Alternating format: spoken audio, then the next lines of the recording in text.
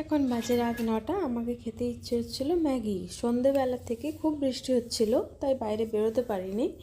এখন আমরা তিনজন মিলে চলে যাচ্ছি ম্যাগি আনতে। লিফটের কাছে প্রচুর মৌমাছি পড়ে থাকে, সামনে একটা গাছ আছে।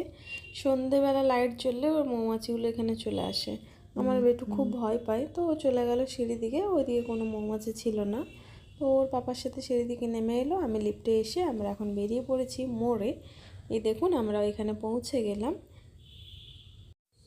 ঢুকতেই প্রথমে আমার বেটুয়াকে মাথার টুপিটাই খুলে ফেললো। অ্যাকচুয়ালি প্রচণ্ড ঠান্ডা লেগেছে, যেই কারণে ওকে আমি টুপি পরিয়ে এনেছিলাম।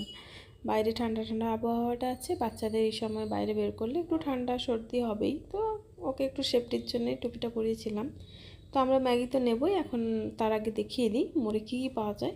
এদিকে ধরুন চাল, আটা, গম, তেল, নুন, সাবান, শ্যাম্পু, বিস্কিট, কোল্ড ড্রিঙ্কস, এই যে